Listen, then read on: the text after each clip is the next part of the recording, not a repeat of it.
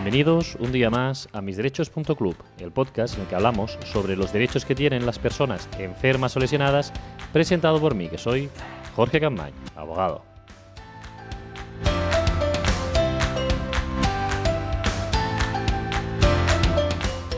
Muy buenos días a todos y feliz martes 4 de junio de 2019, en este episodio que vamos a entrevistar al doctor Martín para hablar sobre el cáncer de mama.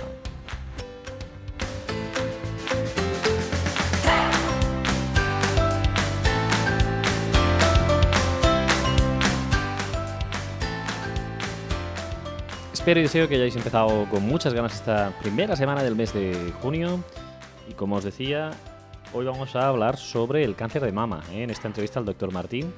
El doctor Miguel Martín es jefe del Servicio de Oncología del Hospital Gregorio Marañón de Madrid y, pues, entre otros premios, pues, ha sido reconocido en 2017 con el prestigioso premio de la Sociedad Europea de Oncología Médica por todas sus aportaciones, tanto asistenciales como investigadoras, en relación al tratamiento del cáncer. Es oncólogo también del Centro de Patología de Mama y de la Fundación Tejerina y también es presidente del GEICAM, del Grupo Español de Investigación en el Cáncer de Mama. Por lo tanto, ya veis que tenemos un especialista en misderechos.club. Siempre intentamos buscar a los mejores profesionales y a los que nos puedan orientar de una mejor forma. Yo creo que es una entrevista que os va a gustar mucho. Estuvimos conversando un buen rato con el doctor y nos dio bastantes, pues, ayudas, ¿no?, en relación al cáncer de mama para que quede mucho más claro. Por eso, si os parece ya, lo que vamos a hacer es a empezar la entrevista, no sin antes, como siempre, recordaros que nos podéis seguir en, pues ya lo sabéis, en nuestra página de Facebook, en misderechos.club. Si buscáis en Facebook, ahí nos encontraréis. Somos más de 500 personas y tenéis un grupo privado, un grupo de misderechos.club en Facebook, donde podéis encontrar a personas que están en situaciones como la tuya. Y además también os podéis seguir en el canal de YouTube. Si nos seguís en el canal de YouTube, pues podéis, además de escuchar este podcast en iTunes o en iVoox, también lo podéis escuchar y ver a través del canal de YouTube. Y ahora ya sí, si os parece, pues vamos a empezar con la entrevista del doctor Martín.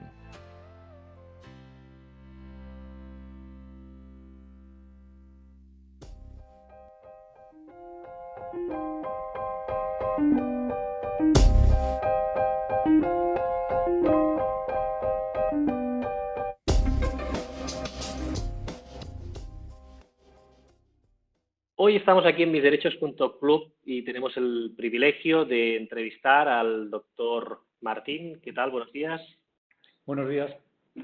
Y vamos a hablar en concreto sobre el cáncer de mama. Y para ello, pues, contamos con su presencia, que es el doctor Martín, jefe del Servicio de Oncología del Hospital Gregorio Marañón.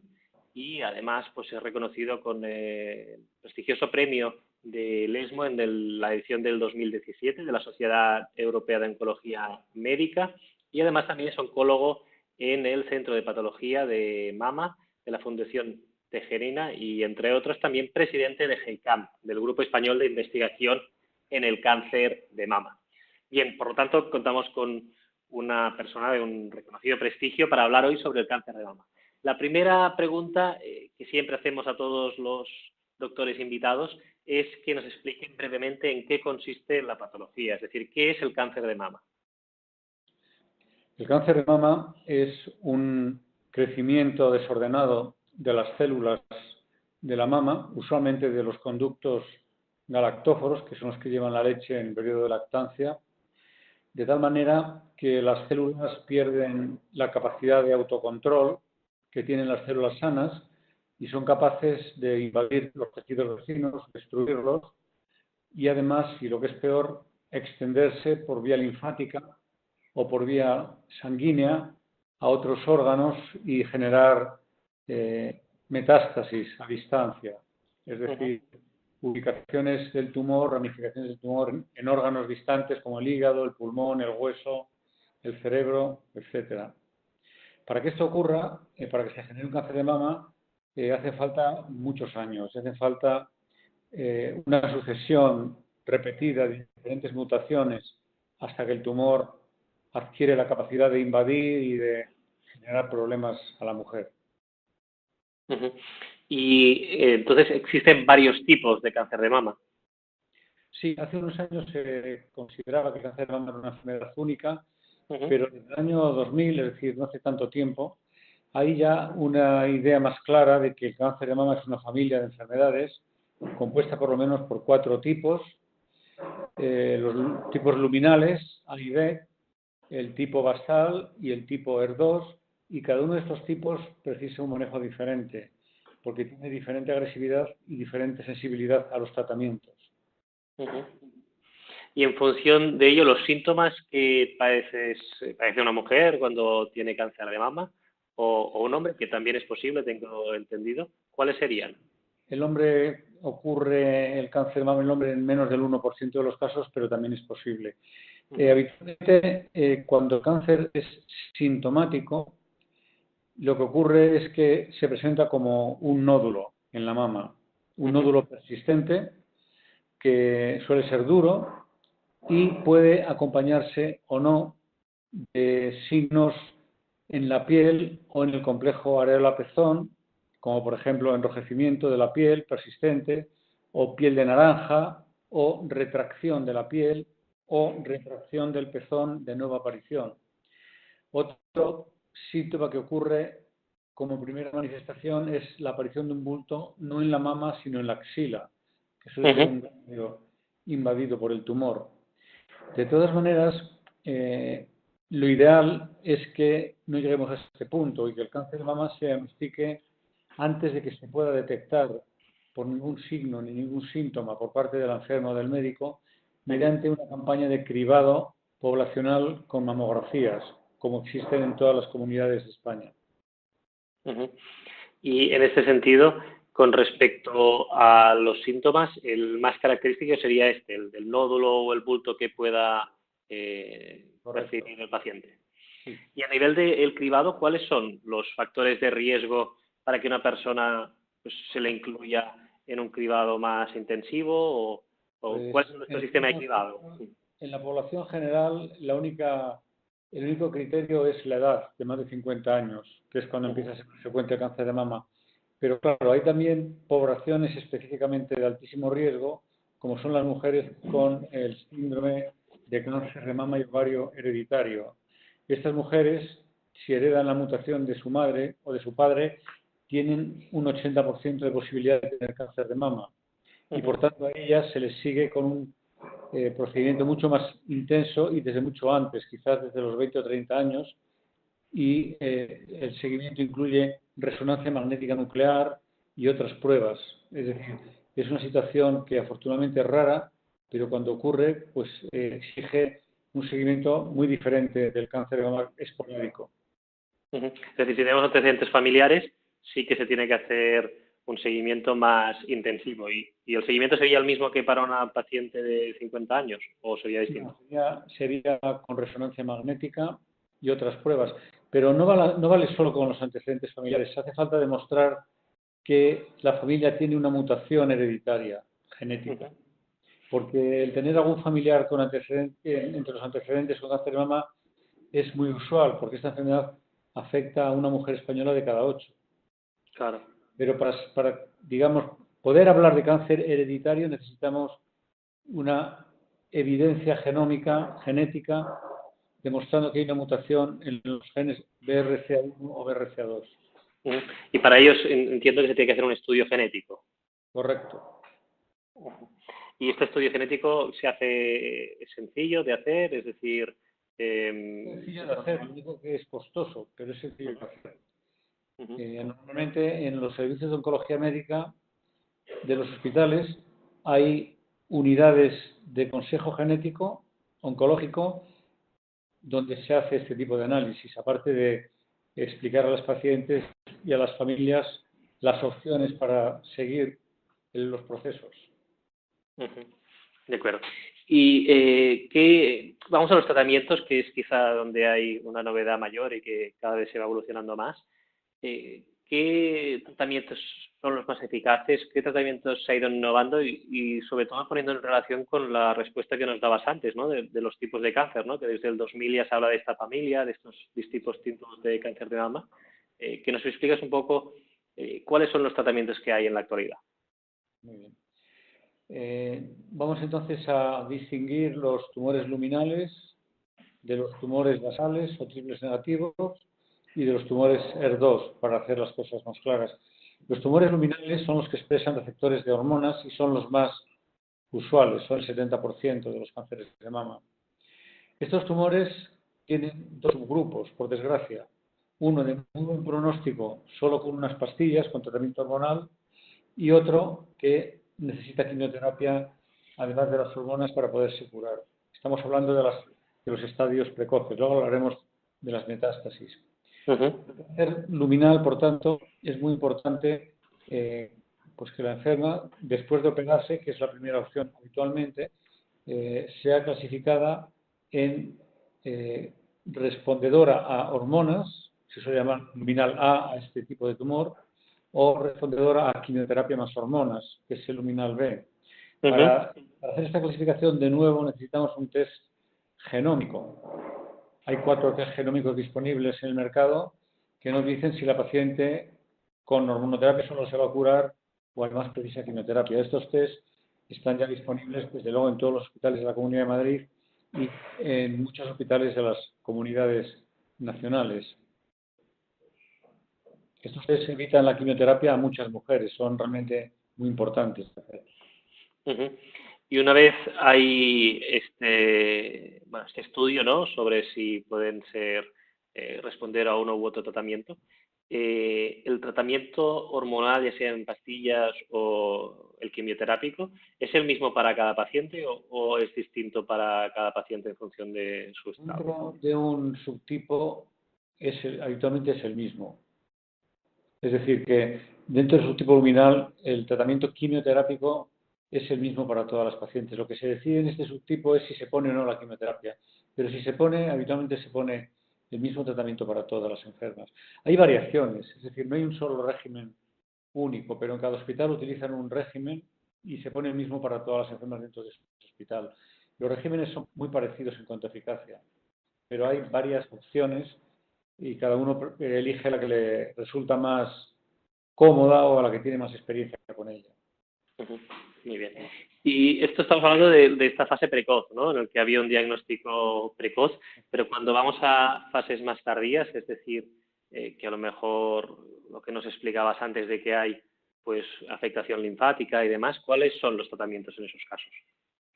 Cuando el tumor de mama luminal se extiende a los órganos, por vía linfática o por vía hemática, la enfermedad, por desgracia, ya no es curable, pero sí puede cursar con una sobrevida relativamente importante y que cada año aumenta más a medida que llegan nuevos medicamentos al mercado.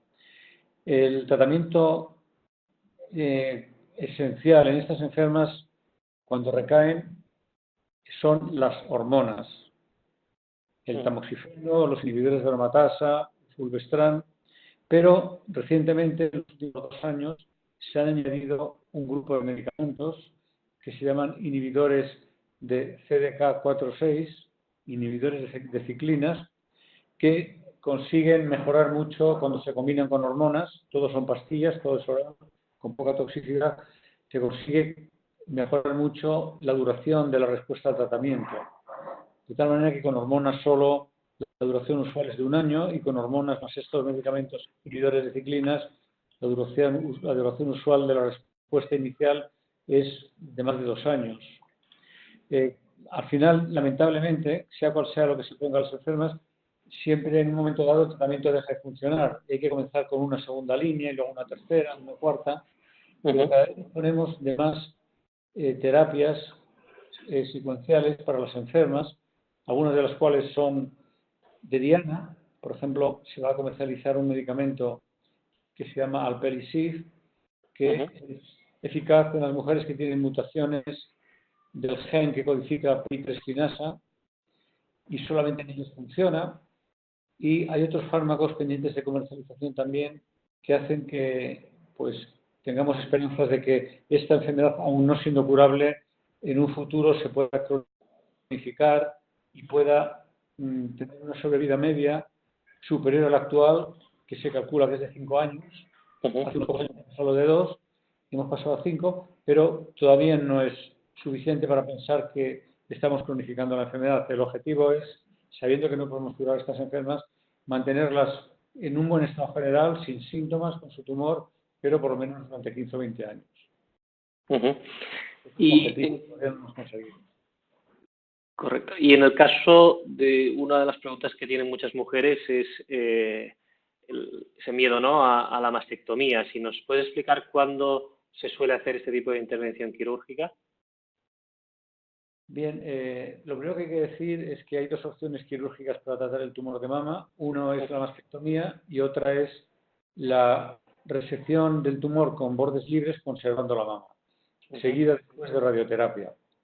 La eficacia de las dos maniobras es exactamente la misma, con lo cual la mastectomía solo está indicada cuando es imposible conservar la mama, porque el tumor es tan grande o la mama tan pequeña que el resultado sería cosméticamente muy pobre. Si una mujer tiene una mama muy pequeña, aunque el tumor no sea muy grande, si le quitas el tumor con margen libre, probablemente el resultado va a ser muy malo y probablemente es mejor hacer una mastectomía y luego una reconstrucción, porque las enfermas que tienen mastectomía se pueden reconstruir posteriormente. Más o menos se calcula que en España se hacen un 40% de mastectomías y un 60% de cirugías conservadoras. Realmente lo ideal sería aumentar el número de cirugías conservadoras en el futuro, porque para la mujer conservar la mama es muy importante. Y aunque las reconstrucciones quedan relativamente bien, siempre es mejor conservar la mama original. Y en cuanto a la extracción de los ganglios linfáticos, si nos lo puedes explicar esto un poco cuando hay afectación linfática. Bien, el problema de la afectación linfática es que la única forma de saberlo con certeza hasta ahora era quitar los ganglios. Quitar los ganglios linfáticos, a lo mejor 15, 20, 30, suponía que la mujer tenía un riesgo de que tuviera el brazo hinchado para el resto de su vida enorme, lo que se llama linfedema. Afortunadamente, hace unos años se ha introducido una técnica, la técnica del ganglio centinela, que consiste en la inyección de un isótopo en la mama, cerca del tumor o cerca de la areola, que emigra al primer ganglio de la axila. Los ganglios de la axila tienen un flujo ordenado, no son como un árbol, hay un primer ganglio que recibe el flujo inicial. Se puede identificar ese ganglio con una sonda de radioactividad y quitar solo el primer ganglio o los dos primeros ganglios. Cuando esos dos ganglios no están invadidos, no hay invasión de otros y se puede evitar esta terrible cirugía que da más problemas a las mujeres que incluso la mastectomía. Bien, y te quería preguntar un poco sobre eso, ¿no? ¿Cuáles son las limitaciones que le pueden quedar a una mujer? ¿Qué secuelas se pueden quedar después de haber sufrido un cáncer de mama?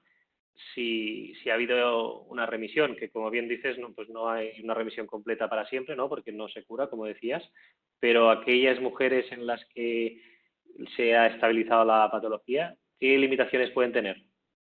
Bueno, déjeme que le aclare que cuando se coge precozmente sí que se cura el cáncer de mama, es decir, cuando se puede operar y poner después tratamiento preventivo de la recaída se curan en un 80%.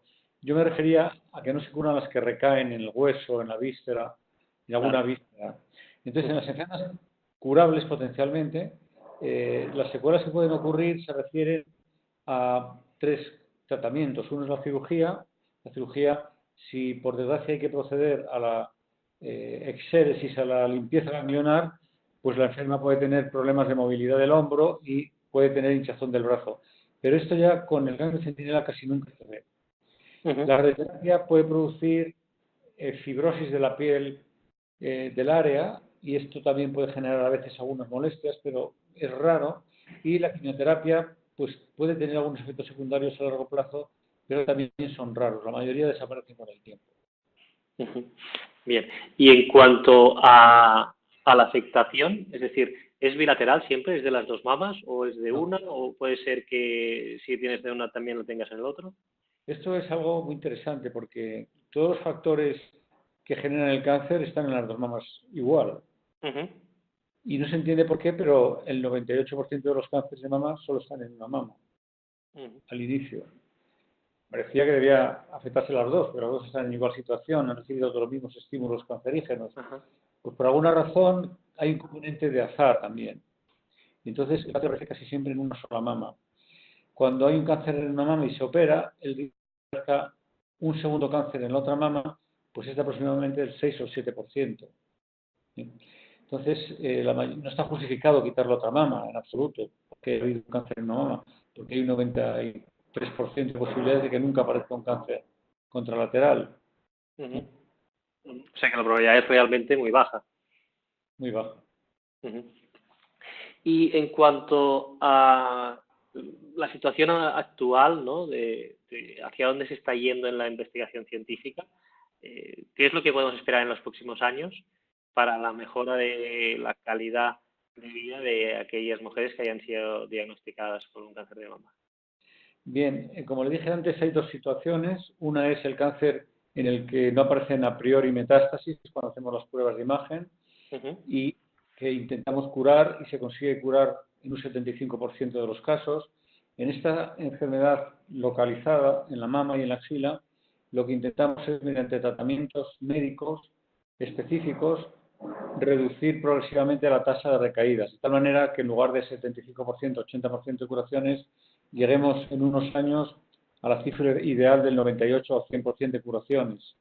Esto es un camino que no es imposible y que probablemente pues vamos a asistir en los 10, 12 años, porque hay nuevas drogas que se están introduciendo en las y que estamos seguros que van a aumentar la tasa de curaciones de estas etapas junto con la cirugía y la radioterapia. ujú, Y lo que es que lamentablemente, y a pesar del tratamiento primario del tumor y la quimioterapia, tienen una recaída en el hueso o en el hígado, en el pulmón, en la pleura, lo que estamos intentando es, como le dije, descronificar la enfermedad como una calidad de vida.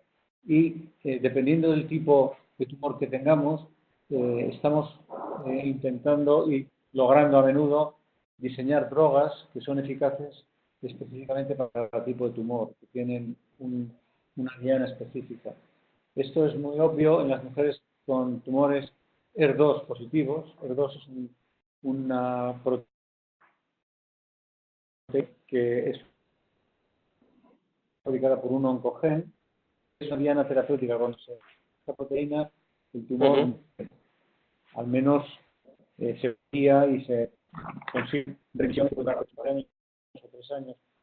Entonces, cada año se comercializan nuevas drogas por el cáncer de mama y lo que podemos esperar en los próximos años, en los grupos son todo viral, y el dos es que consigamos cronificar la enfermedad y llegar a sobrevidas de 10-15 años.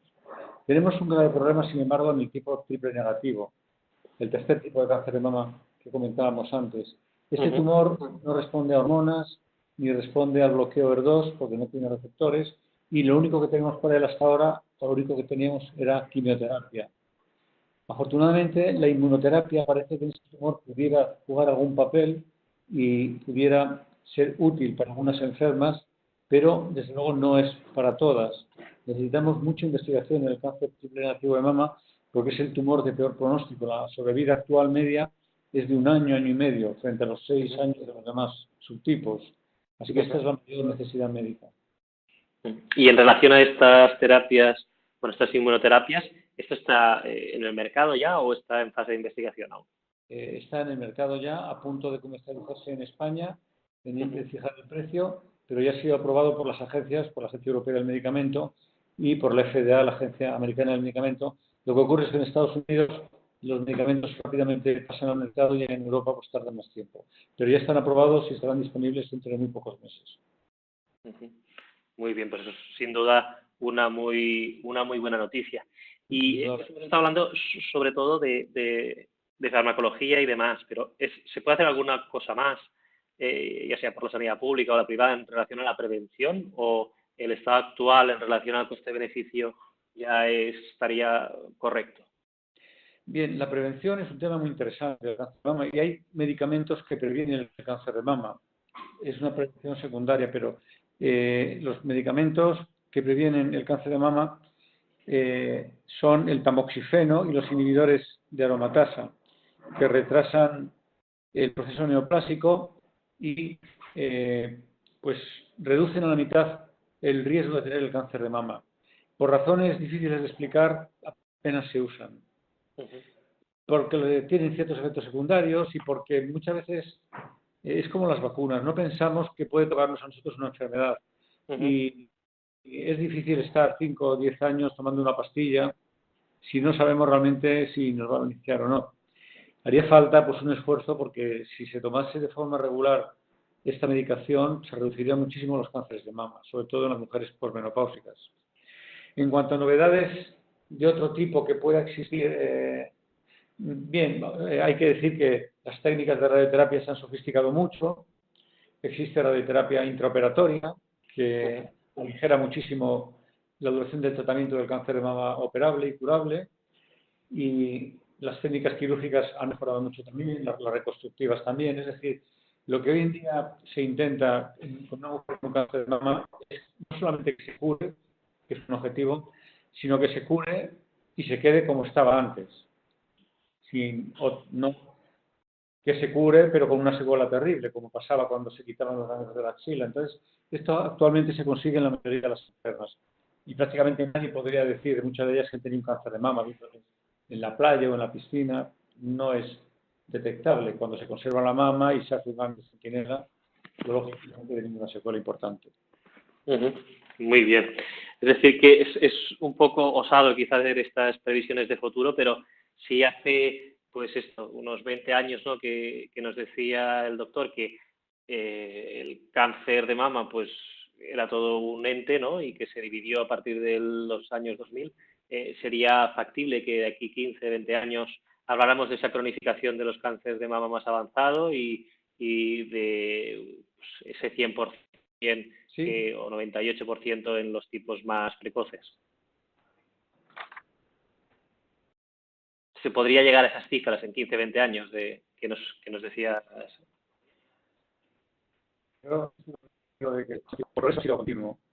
Yo llevo tratando el cáncer de mama 25 años y cuando yo empecé se morían la mitad de las enfermas. O se curaban la mitad de las enfermas. Y ahora se curan más del 75% de las enfermas. Y se está viendo que a pesar de que está aumentando la incidencia, la mortalidad está reduciéndose. Lo cual quiere decir que cada vez curamos a más enfermas a pesar de que el cáncer cada vez es más frecuente. No, sin duda es una muy buena noticia. Muy bien, pues muchísimas gracias al doctor Miguel Martín por estar aquí en misderechos.club y explicarnos con tanta claridad qué es el cáncer de mama que tenemos hoy por hoy en base a los tratamientos actuales y quien depara a esta enfermedad, a las mujeres que la padezcan, pues el futuro que les viene. Muchísimas gracias, doctor. Gracias a ustedes. Y hasta aquí la entrevista con el doctor Martín, una entrevista muy interesante. Seguro que pues aquellas personas, aquellas mujeres, ¿no? que hayáis sufrido un cáncer de mama o lo estéis sufriendo, pues lo vais a encontrar muy interesante. El doctor Martín es una persona muy atareada, ya os lo podéis imaginar, como jefe del Servicio de Oncología del Gregorio Marañón, y una persona que le cuesta mucho encontrar pues esa disponibilidad, y en ese sentido pues de agradecer que nos haya podido dedicar este tiempo para compartir de una forma tan llana y tan sencilla pues qué es esta enfermedad. Ahora sabemos muchas más cosas sobre el cáncer de mama y espero que os haya en ese sentido gustado. Me quedo sobre todo con la entrevista, con el hecho de que pues cada vez se está investigando más y que en 10, 15 años pues va a ser una enfermedad que puede ser mucho más tratable. En aquellos casos que son pues con peor pronóstico que nos decía, pues esperemos que se consiga, ¿no? Lo que nos decía el doctor de hacerla una enfermedad crónica, ¿no? Y de que se cronifique y que con medicación, que con farmacología, etcétera, pues se pueda evitar que pueda llegar a ser una causa, ¿no? Una enfermedad que provoque el fallecimiento de muchas mujeres. Y en este caso también recordaros, mañana tenemos episodio, el episodio divulgativo del miércoles. Lo vamos a dedicar mañana en concreto a hablar sobre la fibrilación auricular, sobre esta patología cardíaca, sobre la arritmia, y seguro que os resulta interesante. Que tengáis un feliz martes y nos vemos aquí mañana en un nuevo episodio para hablar sobre la fibrilación articular. ¡Feliz martes!